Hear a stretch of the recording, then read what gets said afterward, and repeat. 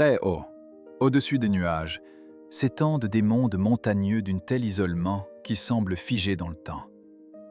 Des pentes sacrées du mont Tai au vaste plateau du mont Roraima, ces sommets renferment des récits façonnés au cours de millions d'années, témoins silencieux d'une évolution géologique ininterrompue.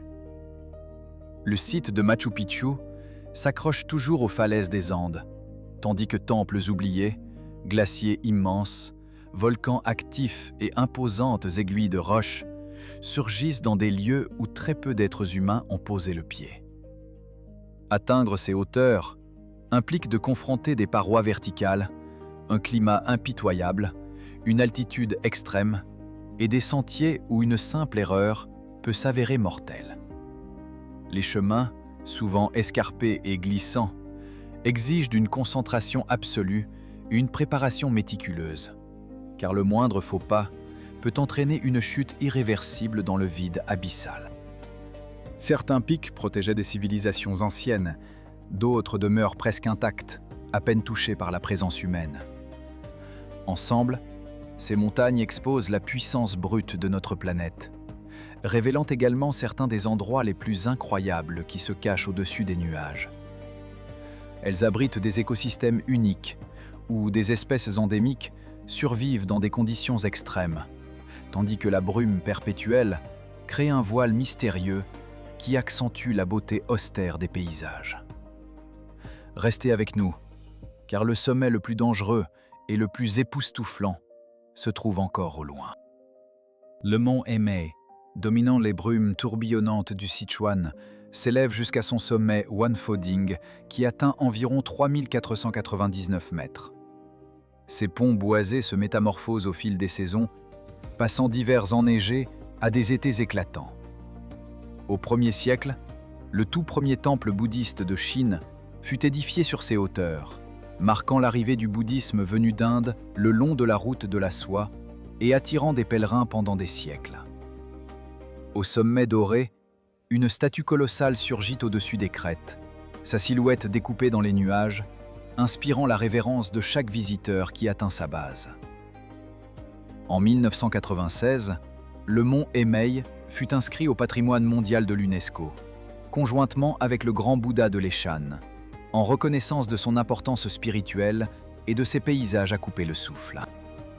Les pèlerins, les moines et les habitants locaux circulent entre les temples, les sanctuaires et les sentiers sculptés, maintenant vivantes des traditions séculaires au cœur des forêts et des cascades. Les forêts denses, parsemées de pins et de cèdres, abritent une faune variée, tandis que les chutes d'eau cristalline déversent leur voile argenté le long des rochers, créant une symphonie naturelle qui accompagne le chant des moines. Le parfum du bois brûlé et de l'encens se mêle à l'air frais, renforçant le sentiment d'immersion dans un monde à la fois sacré et sauvage.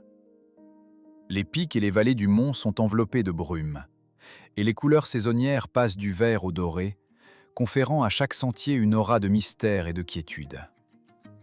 Les sentiers de pèlerinage, appelés Shuimo, serpentent à travers les nuages, offrant des panoramas époustouflants sur les vallées environnantes. En tant que l'une des 4 montagnes bouddhistes sacrées de Chine, le mont Emei continue d'émerveiller les voyageurs par son mélange d'histoire, de religion, de culture et de beauté naturelle, invitant chaque visiteur à s'arrêter et à méditer. Ces escaliers de pierre sinueux, taillés directement dans la paroi il y a plusieurs siècles, guident encore aujourd'hui les pèlerins modernes au travers d'anciens monastères où la fumée d'encens flotte indéfiniment dans l'air montagnard. Le mont Fanjing, dominant les forêts et les vallées de la province du Guizhou, s'élève à plus de 2549 mètres d'altitude, ce qui le place parmi les sommets les plus élevés de la région et lui offre des vues panoramiques qui s'étendent jusqu'aux horizons lointains. Ces piliers de pierre et ces falaises abruptes, sculptées au fil de plusieurs millénaires, ressemblent à d'imposantes sculptures naturelles qui dominent le paysage. Les parois verticales et les crêtes étroites imposent une ascension difficile, où chaque pas doit être posé avec une attention extrême et une concentration soutenue, les sentiers sinueux étant parfois bordés de rochers glissants. Au sommet d'un des pics, se dresse un temple vieux de plusieurs siècles, témoin silencieux des pèlerinages anciens, tandis qu'un sommet voisin est relié à celui-ci par un pont naturel de pierre, créant un passage spectaculaire qui semble flotter au-dessus des nuages. La brume s'infiltre entre les colonnes rocheuses qui s'élèvent comme des tours et se faufile à travers les forêts denses, conférant à ce paysage une atmosphère presque surnaturelle, empreinte de mystère. Les voyageurs qui suivent les sentiers sinueux ressentent l'excitation à chaque foulée, leurs yeux s'attardant sur les aperçus du temple et sur les piliers lointains qui révèlent la majesté cachée de cette montagne extraordinaire, tandis que le silence profond du sommet, interrompu seulement par le souffle du vent, renforce la sensation d'immersion totale. Dans les forêts préservées du mont Fanjing, des espèces rares et menacées trouvent refuge, parmi lesquelles le singe à nez retroussé du Guizhou, une espèce endémique et en danger critique d'extinction, ainsi que d'autres animaux en péril, dont la présence souligne l'importance écologique du site.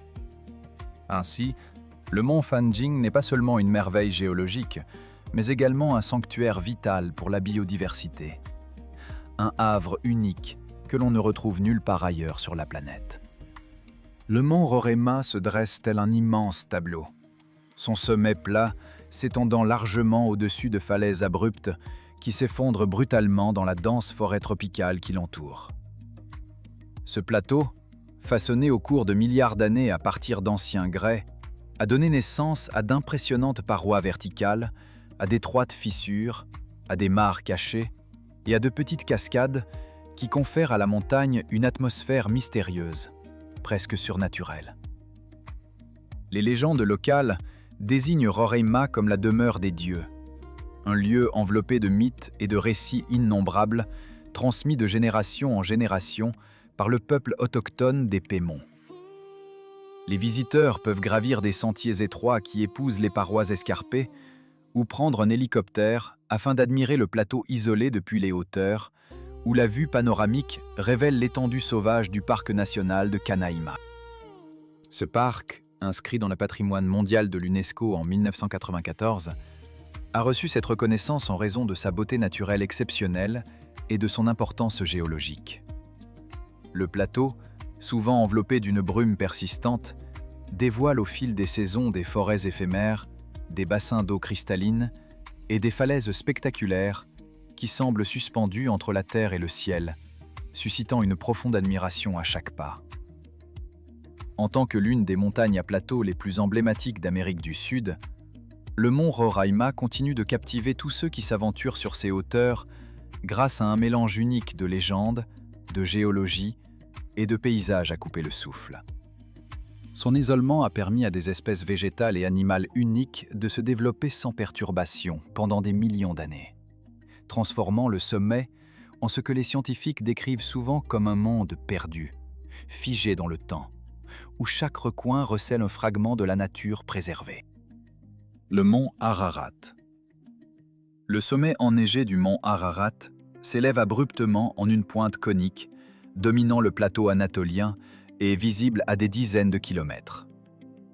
Situé dans l'est de la Turquie, à proximité des frontières de l'Arménie et de l'Iran, ce géologue atteint environ 5137 mètres d'altitude, ce qui en fait le point culminant du territoire turc. Son sommet glacé reste couvert de neige toute l'année, créant un contraste saisissant avec les plaines arides qui s'étendent en dessous. Le paysage qui entoure le mont est d'une austérité remarquable, avec une végétation rare, limitée à quelques espèces résistantes aux conditions extrêmes. L'ascension du mont Ararat représente un défi sérieux pour les alpinistes, même sur les itinéraires établis, car les pentes raides, les glaciers et les changements météorologiques rapides exigent une préparation minutieuse. Les grimpeurs doivent se préparer à affronter de pentes abruptes et des crevasses cachées sous la neige, en utilisant cordes, piolets et crampons adaptés. Le climat change rapidement, passant de températures glaciales à des conditions plus clémentes en quelques heures, ce qui impose une vigilance constante.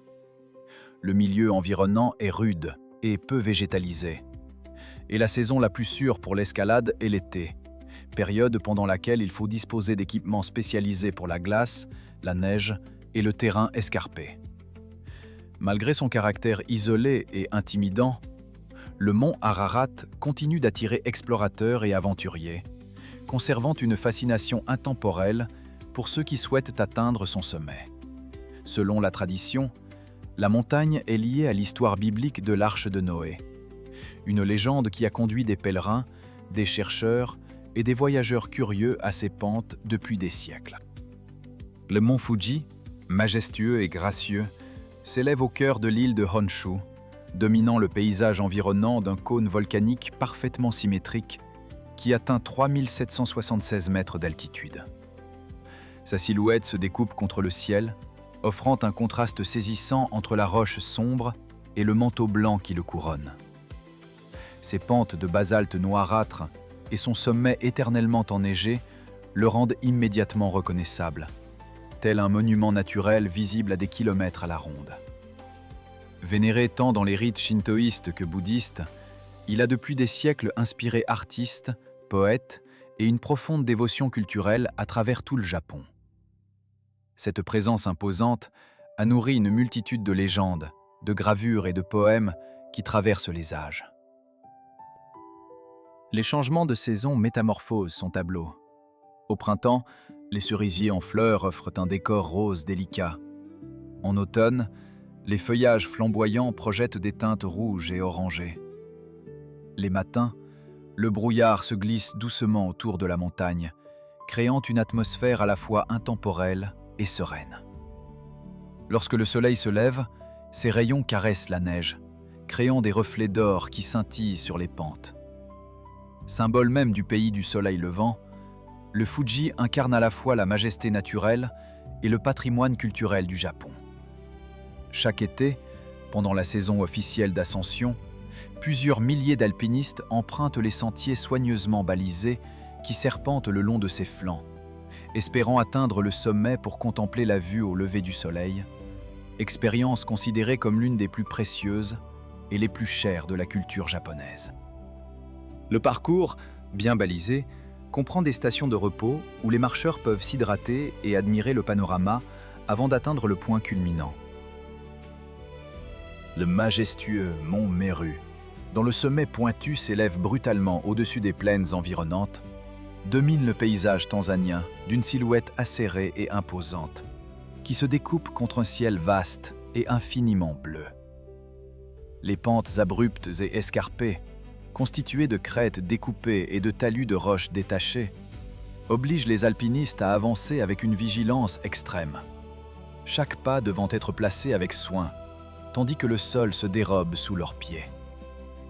Les vallées dentelées et les falaises verticales révèlent sans ambiguïté l'origine volcanique du massif, où la lave solidifiée et les siècles d'érosion ont sculpté des contours impressionnants et redoutables, témoins silencieux d'une activité géologique ancienne. Gravir ces versants requiert une endurance inépuisable, ainsi qu'une concentration soutenue. Les pentes raides et les sentiers irréguliers mettant à l'épreuve tant la force physique que la ténacité mentale, chaque ascension devenant un véritable duel entre l'homme et la nature. Des changements soudains de météo traversent la montagne, apportant des rafales glaciales, des bourrasques violentes et des orages sporadiques capables de transformer les conditions en l'espace de quelques minutes seulement, rappelant aux grimpeurs la puissance imprévisible des éléments.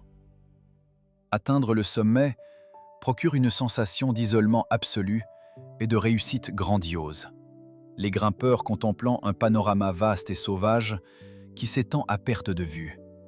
Un tapis de relief accidenté qui semble ne jamais finir, où les horizons se fondent dans une mer de nuages lointains et où le silence devient presque palpable.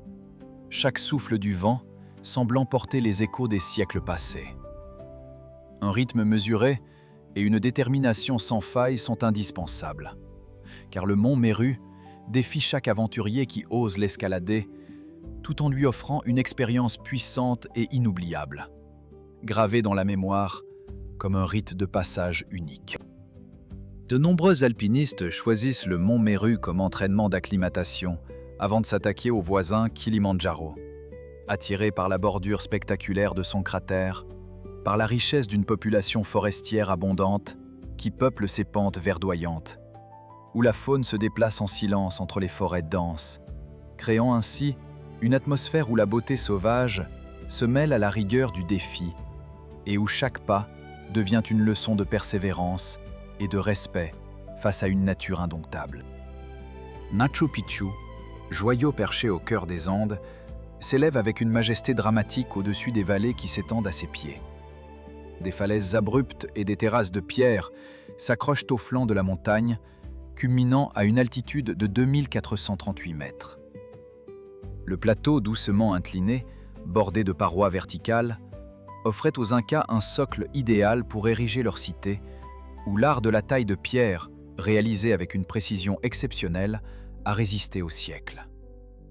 Construite au cours du XVe siècle, la ville servait de centre vivant, combinant habitat, agriculture, enseignement et rituels sacrés, fusionnant ainsi le génie humain avec le paysage naturel. Les légendes la décrivent comme la cité perdue, un lieu mystérieux enveloppé de mythes et d'histoires transmis de génération en génération au sein de la civilisation inca. Les voyageurs traversent silencieusement les ruines, comme s'ils franchissaient les frontières entre deux mondes, chaque pierre et chaque terrasse murmurant les secrets d'une civilisation disparue depuis longtemps. Souvent enveloppée d'une brume épaisse et bordée de nuages, la cité dévoile ses terrasses, ses temples et ses recoins cachés qui suggèrent des énigmes encore inexplorées. La maîtrise de la maçonnerie inca, assemblée sans mortier mais capable de supporter des siècles de séismes, continue d'étonner les ingénieurs et les historiens qui étudient le site aujourd'hui. Chaque détail, du plus petit joint de pierre aux vastes plateformes, témoigne d'une connaissance approfondie de la géologie et d'un respect profond pour l'équilibre entre la construction humaine et les forces de la nature. Les escaliers sculptés, les murs aux lignes nettes, les sanctuaires dédiés aux divinités du soleil, tout cela s'inscrit dans une harmonie où l'architecture épouse le relief, tandis que le silence qui règne entre les colonnes laisse entrevoir le souffle des ancêtres qui, autrefois, parcouraient ces allées sacrées. Torres del Paine. Située dans la partie sud du Chili, au cœur même de la Patagonie, les trois tours de granit s'élèvent abruptement, leurs sommets sombres et dentelés perçant le ciel comme des sentinelles de pierre. Le lac turquoise qui les borde reflète des icebergs dérivant lentement, créant un contraste saisissant entre l'eau claire et les blocs de glace blanche qui flottent à sa surface. Des falaises de granit escarpées alternent avec des strates sédimentaires plus sombres, révélant des motifs d'érosion sculptés par les glaciers pendant des millénaires, donnant naissance à des formes à la fois puissantes et dramatiques. La glace grise du glacier s'étend le long des rives du lac, où les icebergs dérivent en silence, reliant les vallées profondes aux plaines ouvertes et illustrant l'hydrologie caractéristique ainsi que le relief accidenté de la région. Le parc attire depuis longtemps les grimpeurs intrépides et les explorateurs curieux qui tentent d'atteindre la base des imposantes tours de granit et de traverser ces glaciers, mettant à l'épreuve leurs compétences, leur endurance et leur capacité à affronter un environnement isolé et imprévisible. Cette zone a été instituée comme parc national en 1959 et bénéficie d'une protection stricte qui préserve son état sauvage. Des vents puissants, parfois violents, balaient le paysage, tandis que les changements météorologiques rapides, du soleil éclatant aux tempêtes soudaines, soulignent la sauvagerie et la grandeur majestueuse du décor. Les tours elles-mêmes, façonnées à partir d'une unique intrusion de granit il y a plusieurs millions d'années, demeurent parmi les formations les plus photographiées et admirées de toute la Patagonie, symboles éternels d'un monde où la nature conserve toute sa puissance et son mystère. Le mont Bromo se dresse comme un sommet conique bas qui s'élève au milieu d'une vaste mer de sable, d'où s'échappe en permanence une colonne de fumée provenant de son cratère actif, attirant le regard au-dessus de la plaine stérile. Situé dans l'est de Java, au cœur du parc national Bromo Tengger Semeru, le volcan est niché à l'intérieur d'un large caldeira, entouré d'autres pics volcaniques qui bordent l'horizon. Le paysage est dominé par des cendres volcaniques, des roches de lave éparses et de vastes étendues de sable, créant un décor à la fois austère et dramatique pour tout visiteur ou explorateur. Le souffle du vent transporte une fine poussière qui se mêle aux volutes de fumée, enveloppant le site d'une atmosphère presque irréelle.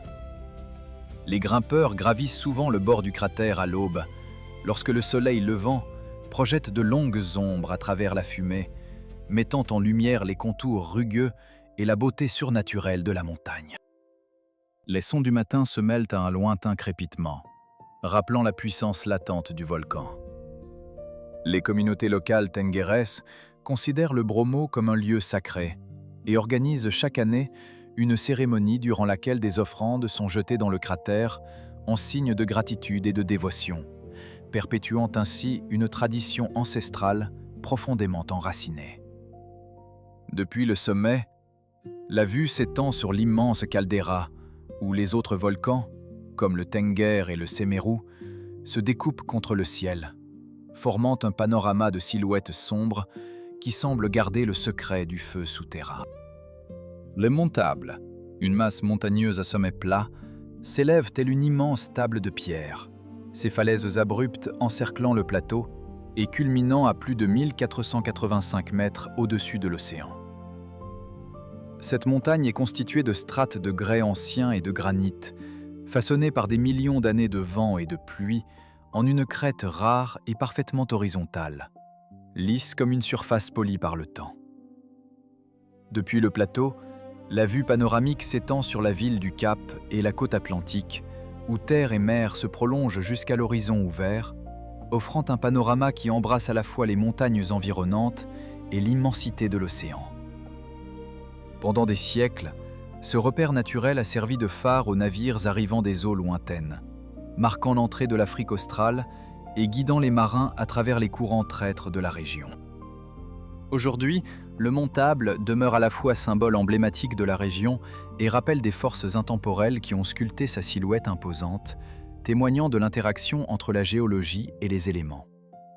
Un téléphérique rotatif, véritable merveille d'ingénierie, transporte les visiteurs jusqu'au sommet en quelques minutes seulement, tournant lentement pour offrir à chaque passager une vue à 365 degrés pendant la montée.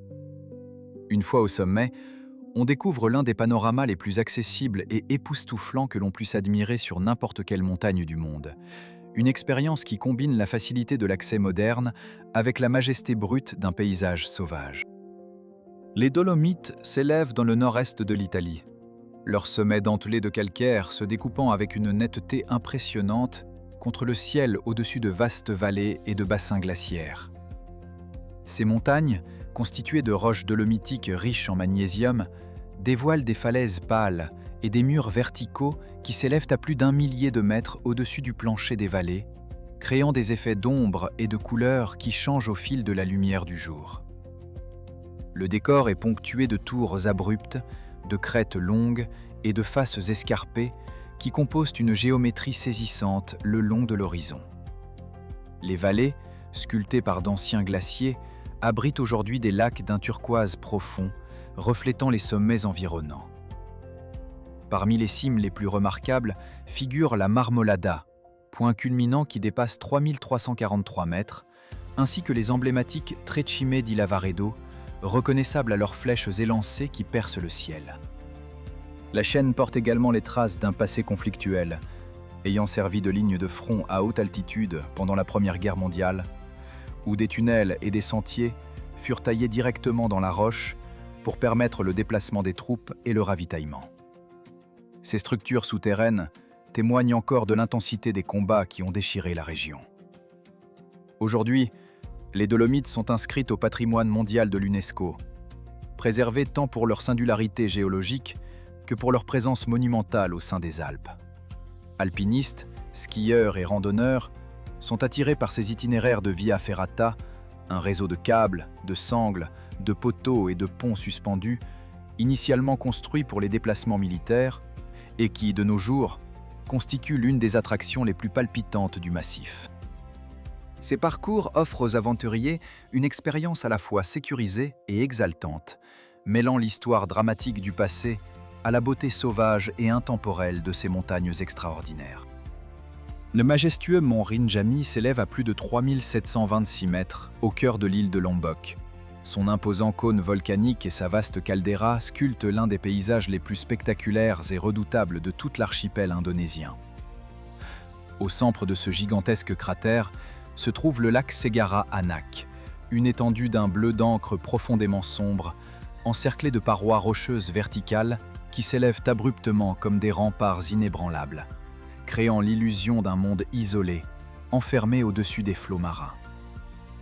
Le reflet du ciel sur la surface du lac crée des nuances changeantes qui semblent danser au rythme du souffle du volcan, tandis que les falaises qui l'entourent se dressent comme des gardiens silencieux, préservant le secret de ce lieu sacré. Dans ce même bassin, le plus petit cône, dénommé Gunung Barujari, laisse encore échapper de la fumée dense et des gerbes de cendres volcaniques, témoignant sans ambiguïté que les forces souterraines du volcan restent actives et que le magma continue de circuler sous la croûte.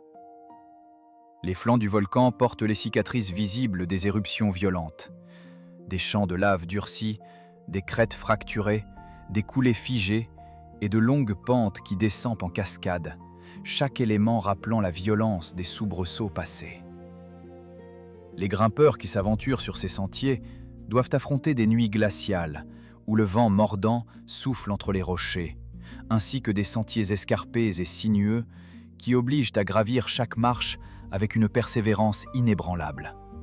Un itinéraire qui met à l'épreuve la force physique, la résilience mentale et la volonté de chaque alpiniste. Le parcours, jalonné de passages étroits et de pentes abruptes, oblige chaque trekker à maîtriser son souffle et à respecter le rythme imposé par la montagne. Atteindre enfin le sommet dévoile un panorama à couper le souffle, où le ciel s'étend à l'infini et où les eaux scintillantes de la mer environnante se fondent dans l'horizon, offrant une vue qui scelle la réputation du Rinjani comme l'un des sommets d'une intensité rare et incomparablement puissante. Ce géant sacré est vénéré tant par les habitants Sasak que par les Balinais, qui y effectuent des pèlerinages spirituels et déposent des offrandes cérémonielles le long des rives du lac du cratère, perpétuant ainsi une tradition ancestrale de respect et de dévotion envers la montagne. Chaque pas laissé sur le sol volcanique est perçu comme une offrande silencieuse, rappelant la profonde connexion entre l'homme et la puissance de la nature. Le mont Tai s'élève majestueusement au-dessus de la plaine du nord de la Chine, dominant le paysage d'un vaste plateau au sommet. Ses pentes sont bordées de terrasses de pierre superposées et de vieilles escaliers gravés directement dans la roche, témoignage d'un aménagement millénaire. Le sommet atteint une altitude d'environ 1445 mètres, ce qui en fait la montagne la plus proéminente de l'est de la Chine et un repère visible à de très longues distances. Depuis des millénaires, il est considéré comme un lieu sacré. Les empereurs de nombreuses dynasties gravissaient ces hauteurs pour y accomplir des cérémonies et offrir des sacrifices. Tout au long de ses flancs, on trouve des temples anciens et des inscriptions gravées dans la pierre, conservées au fil des siècles comme des témoignages de dévotion et de pouvoir impérial. D'énormes affleurements de granit dominent les crêtes, sculptées par le vent et la pluie au cours des âges, en formes audacieuses qui encadrent l'horizon dans chaque direction. Cette combinaison de taille impressionnante, d'histoire profonde et de présence intemporelle fait du mont Tai une montagne où le paysage naturel et le poids de la tradition restent indissociables. Ces 7000 marches de pierre ont transporté des pèlerins, des poètes et des empereurs jusqu'à la porte du sommet, connue sous le nom de Porte du ciel du Sud. Un seuil longtemps cru comme la frontière entre le monde terrestre et le domaine divin.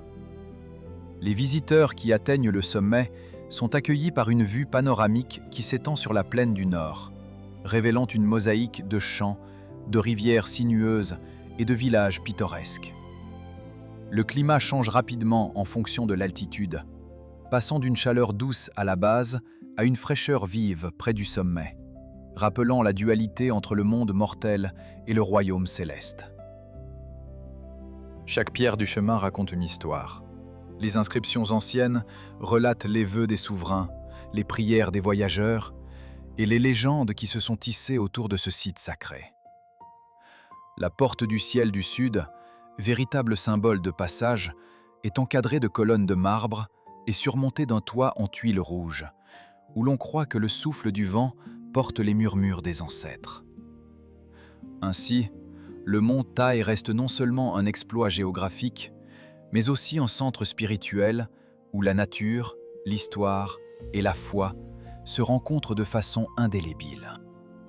Le Großglockner s'élève à environ 3798 mètres dans les Alpes orientales, sa pointe aiguë et ses pentes glacées dominant l'ensemble de la chaîne du Hohe Tauern. À ses pieds s'étend le glacier Pasterz, le plus long d'Autriche, une vaste nappe de glace qui recule lentement à chaque décade qui passe. Malgré ce recul, le glacier conserve encore une épaisseur impressionnante, rappelant les glaciations passées qui ont sculpté le paysage alpin.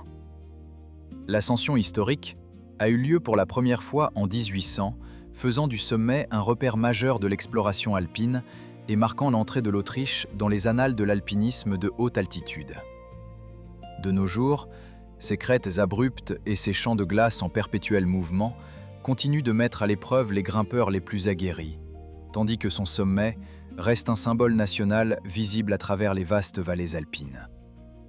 Par temps clair, le pic se découpe contre le ciel, reflétant la lumière du soleil sur ses parois enneigées et créant un spectacle qui attire photographes et passionnés de la nature.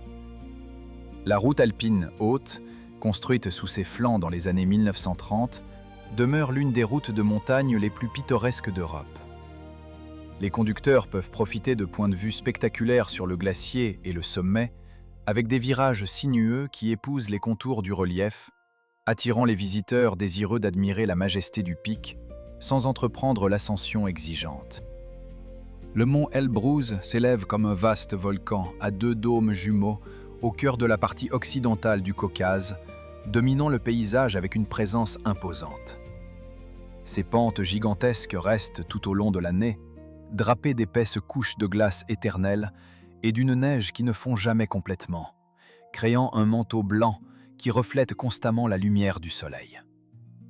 Le sommet atteint environ 5642 mètres d'altitude, ce qui en fait le point culminant du continent européen et un repère visible à des centaines de kilomètres, même depuis les plaines lointaines. Cette hauteur exceptionnelle fait du mont Elbruz le point le plus élevé d'Europe, reconnu mondialement comme une référence géographique majeure.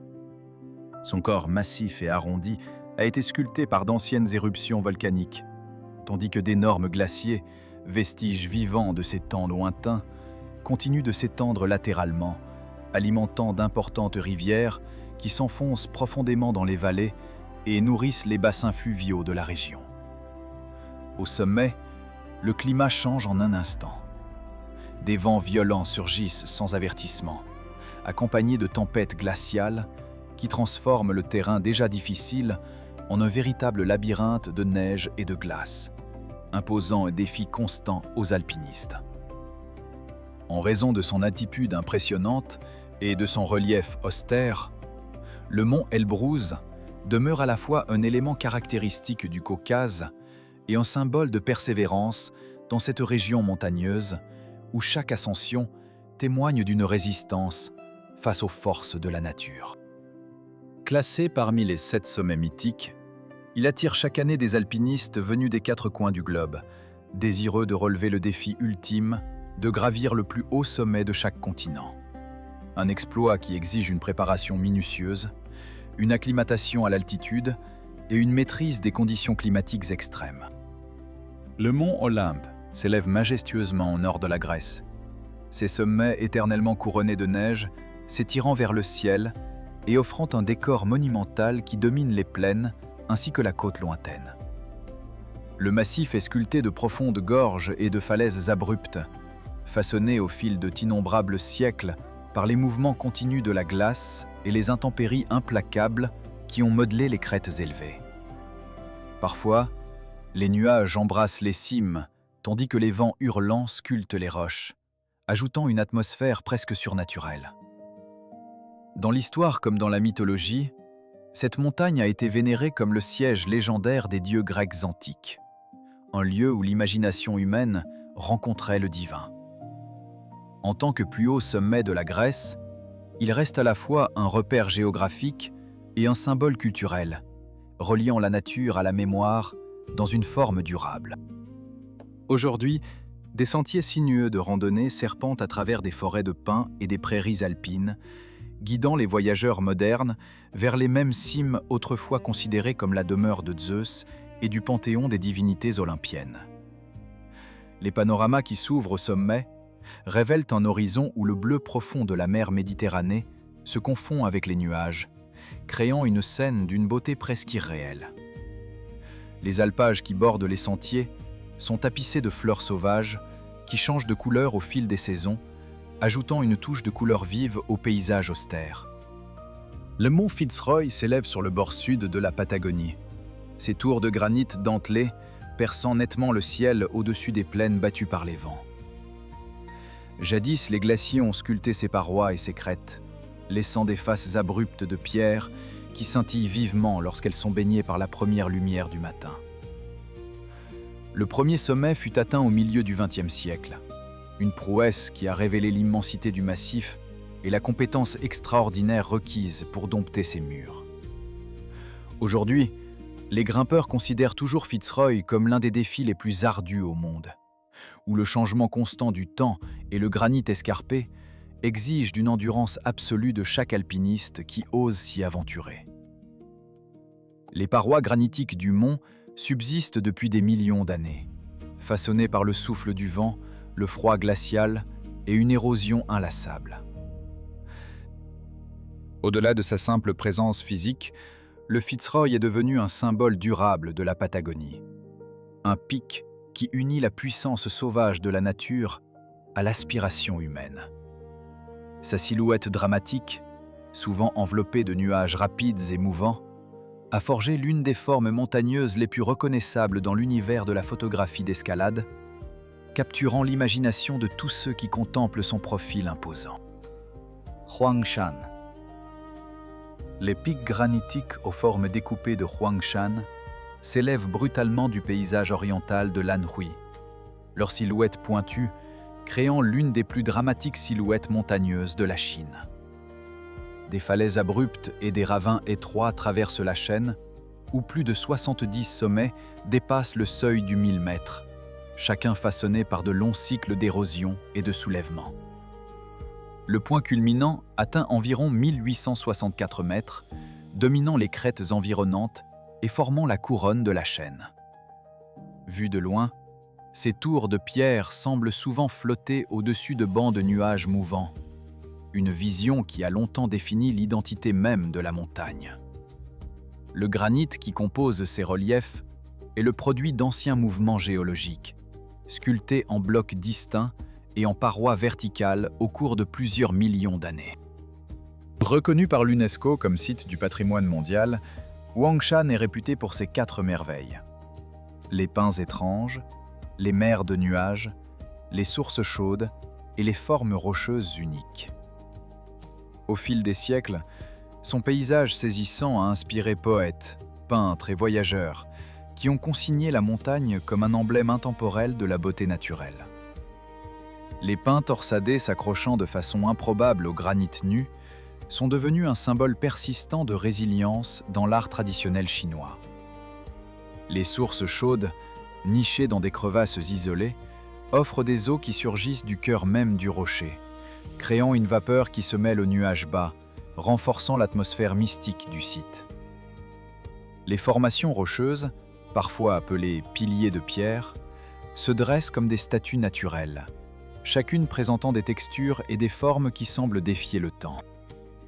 Les visiteurs, qu'ils soient randonneurs ou contemplatifs, sont souvent frappés par le contraste entre la dureté du granit et la délicatesse des pins qui, comme de petites sentinelles, persistent contre les vents violents.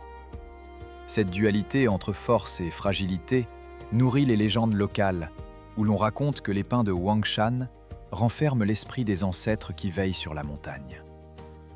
Ainsi, chaque pas sur les sentiers escarpés révèle non seulement des panoramas à couper le souffle, mais aussi une profonde connexion entre l'homme, la nature et le passé historique de la région. Les montagnes rocheuses s'étendent sur plus de 4800 km à travers l'Amérique du Nord. Leurs crêtes dentelées et leurs sommets imposants formant une véritable colonne vertébrale du continent.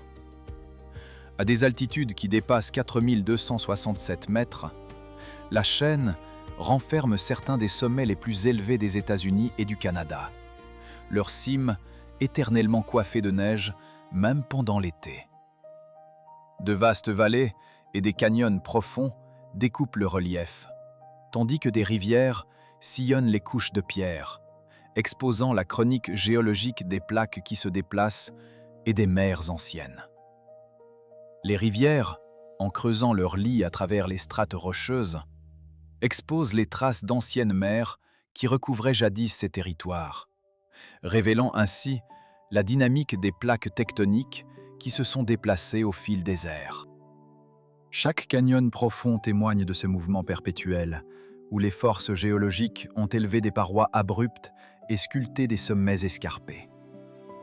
Les glaciers, il y a des millénaires, ont sculpté nombre de ces paysages, laissant derrière eux de larges bassins, des falaises aiguës et des lacs alpins épars qui reflètent le ciel avec une intensité vibrante.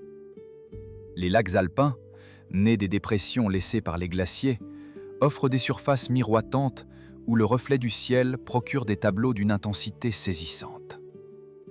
Ces éléments conjugués transforment les Rocheuses en une barrière naturelle immense, mais également en l'un des systèmes montagneux les plus emblématiques de l'ensemble de l'hémisphère occidental. La faune, telle que le wapiti, l'ours gris et le bouc des montagnes, continue de parcourir les vallées reculées, conférant à la chaîne une importance écologique aussi grande que son importance géologique.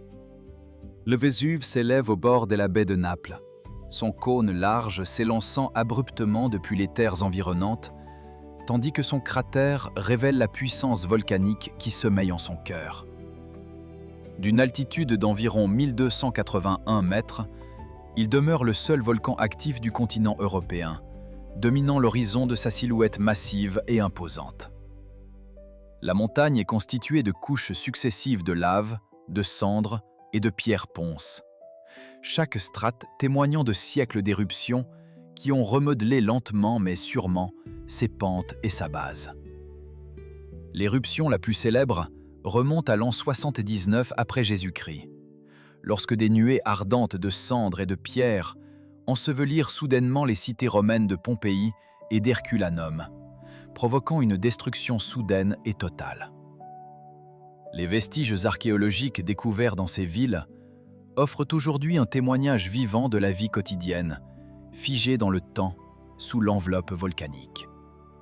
Aujourd'hui, l'activité du Vésuve est surveillée de près par les scientifiques, qui enregistrent en permanence les fumerolles qui s'échappent du sommet et les légers séismes qui rappellent à chaque instant la nature agitée du volcan.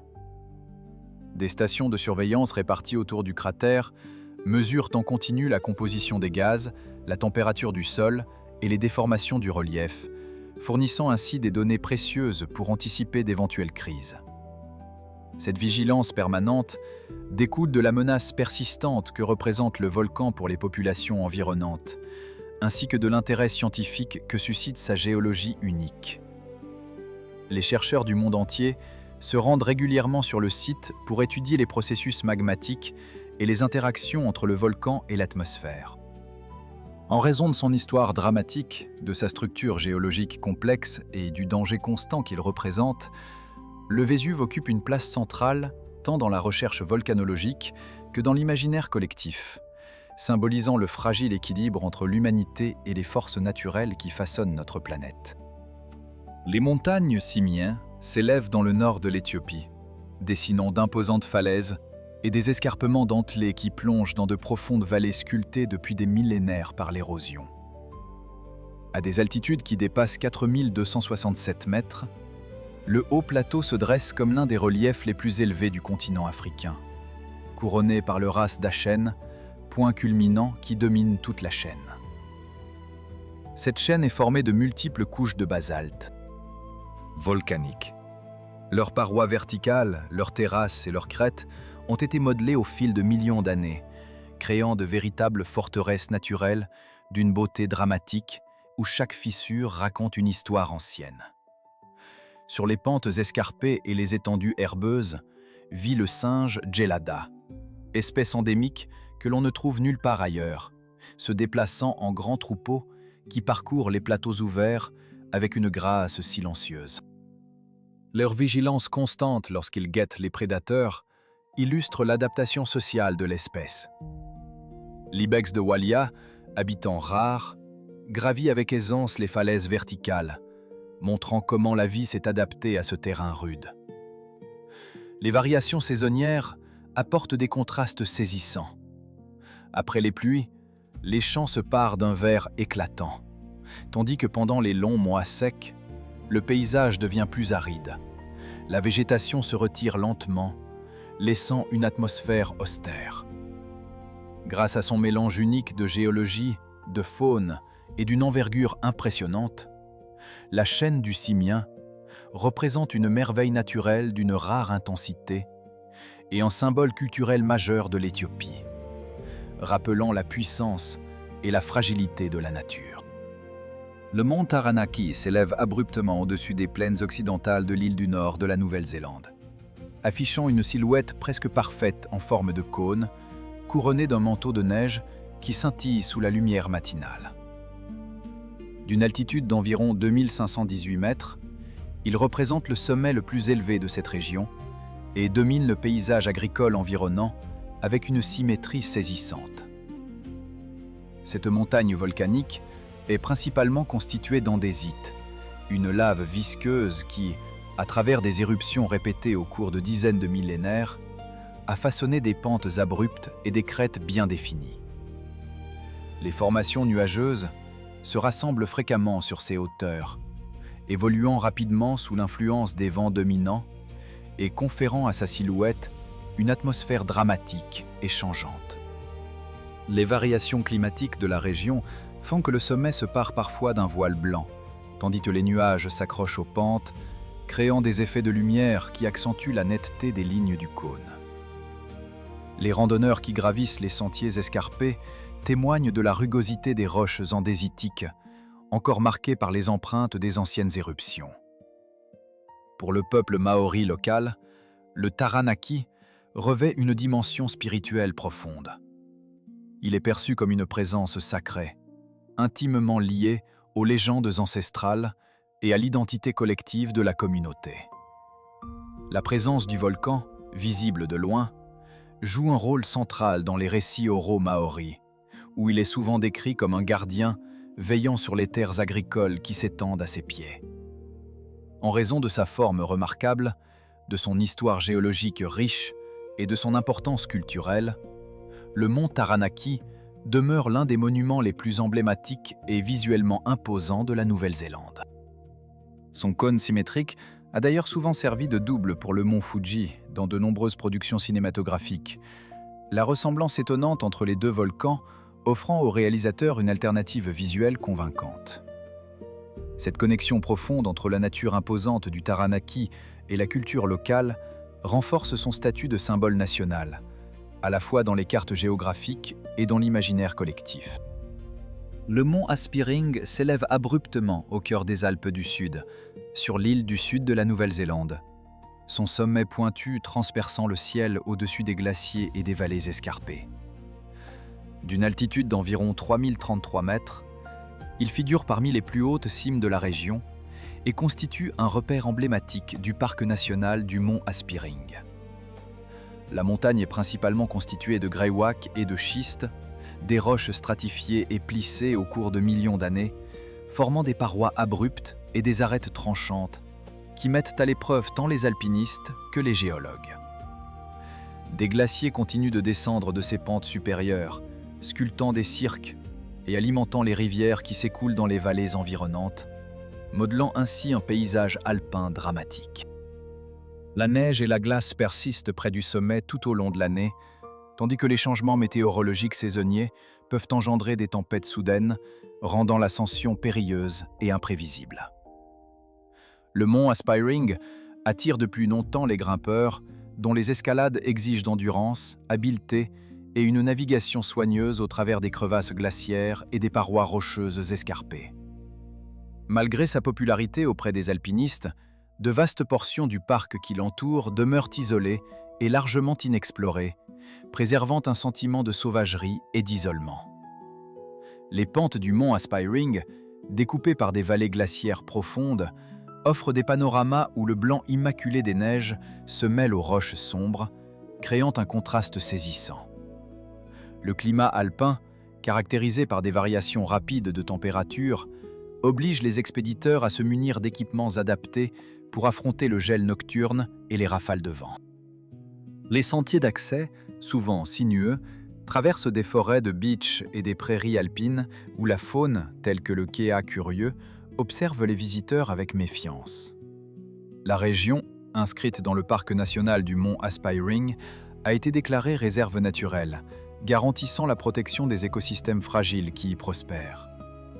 En raison de sa hauteur, de son histoire géologique et de la combinaison de glaciers et de terrains accidentés, le mont Aspiring reste l'une des montagnes les plus iconiques et visuellement imposantes de la Nouvelle-Zélande. Le mont Pulag s'élève majestueusement au-dessus des hautes terres de Luzon, aux Philippines, dominant un vaste plateau au sommet qui se retrouve fréquemment enveloppé d'un manteau de nuages et de brumes qui glissent lentement le long de ses pentes.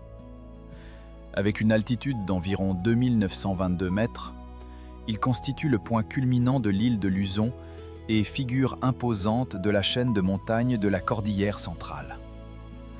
Les flancs du volcan, composés de roches volcaniques anciennes et de sédiments, ont été modelés pendant des millénaires, donnant naissance à des crêtes ondulantes et à des falaises abruptes qui sculptent le relief de façon spectaculaire. Au petit matin, une mer de nuages s'étend dans les vallées en contrebas, créant un contraste saisissant entre les arêtes sombres et le sommet pâle qui semble percer les brumes. Ces panoramas attirent chaque année de nombreux randonneurs et aventuriers qui gravissent les crêtes pour assister à l'aube et admirer le spectacle dramatique de la mer de nuages. Le climat frais qui règne au sommet, avec des températures qui chutent considérablement la nuit, crée des conditions où la végétation se compose principalement d'herbes et de petits arbustes, contrastant avec la végétation dense des basses altitudes. Les trekkers décrivent souvent le sentiment d'être suspendus entre le ciel et la terre, lorsque le vent frais balaie le plateau et que le soleil perce timidement l'horizon. Cette atmosphère mystique renforce le caractère sacré que les habitants attribuent à la montagne, la considérant comme un lieu de connexion entre le monde des hommes et celui des esprits. Grâce à sa hauteur impressionnante, à sa géologie singulière et à ses vues panoramiques, le mont Pulag demeure non seulement un repère naturel incontournable, mais aussi un symbole profondément ancré dans l'imaginaire philippin. Le plateau herbeux qui couronne le sommet, rare dans un climat tropical, a valu aux géants montagneux le surnom de « terrain de jeu des dieux », une appellation chérie par les communautés locales de trekkers. Le mont Pulag, ainsi, demeure un phare naturel, un témoignage vivant de l'histoire géologique des Philippines et un rappel constant de la puissance des forces naturelles qui façonnent notre planète.